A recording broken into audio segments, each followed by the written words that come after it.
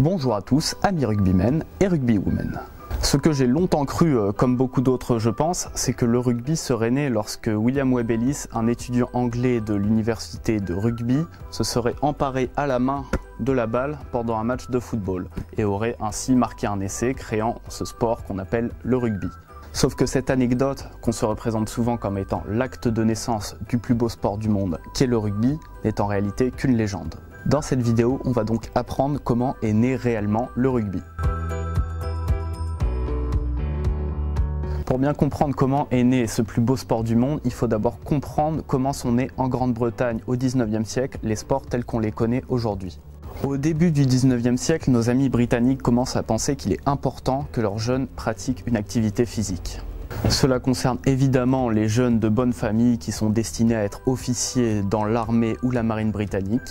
En effet, vous vous en doutez bien, les ouvriers et les paysans de l'époque avaient d'autres préoccupations que faire du sport. Ainsi, dans les prestigieuses écoles que sont Eton ou Harrow par exemple, les jeunes commencent à jouer au cricket. Le problème de ce sport est cependant qu'il est impossible d'y jouer en hiver. Pour continuer à faire du sport pendant les mois froids, les jeunes des écoles britanniques inventent un nouveau sport, le football. Mais attention, au début du 19e siècle, quand est créé le football, c'est pas du tout le sport qu'on connaît aujourd'hui. Il existait en effet une règle différente pour chaque école. Le football pratiqué n'était pas le même selon si on jouait à Eton, à Harrow ou à Winchester. Le nombre de joueurs était ainsi différent selon la règle des écoles. Aussi, certaines écoles préféraient se passer la balle avec le pied, quand d'autres, comme l'école de la petite ville de rugby située au centre de l'Angleterre, préféraient se passer la balle avec la main.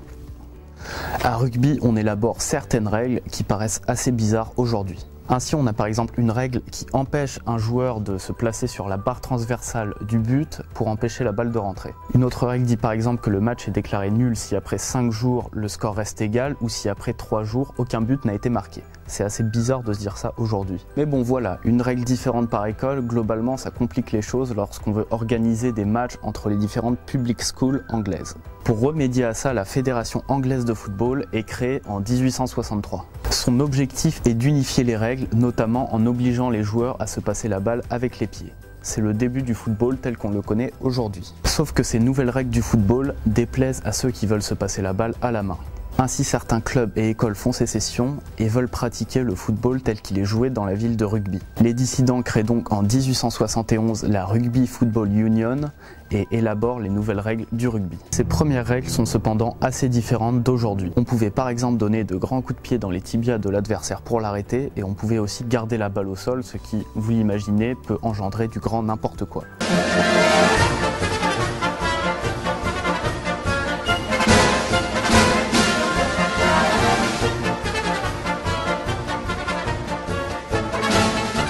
Cependant, certaines règles encore fondamentales aujourd'hui sont édictées pendant cette période-là, comme par exemple la règle de l'en avant. Aussi, c'est durant cette période que le ballon de football devient rond car plus facile à déplacer au pied, et que le ballon de rugby devient ovale car plus facile à se passer à la main et surtout plus facile à attraper en temps de pluie. Ainsi, le rugby se développe dans tout le Royaume-Uni, donc en Angleterre et en Irlande où il est surtout pratiqué dans un premier temps par les élites sociales, mais aussi en Écosse et au Pays de Galles où il est tout de suite pratiqué par les classes les plus populaires. Ce sport est aussi exporté dans tout l'Empire britannique, comme notamment en Afrique du Sud, en Australie et en Nouvelle-Zélande, mais aussi dans les pays où le commerce avec les Britanniques est fortement développé, comme par exemple l'Argentine, l'Italie, mais aussi bien sûr la France.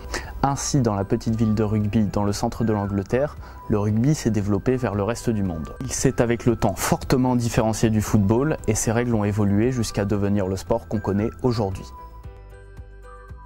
Voilà, c'est la fin de cette vidéo, merci de l'avoir regardée, donc j'espère que vous allez tous bien malgré cette pandémie mondiale et n'hésitez pas à partager, à vous abonner, à lâcher un pouce bleu ou des commentaires comme d'habitude. Bye!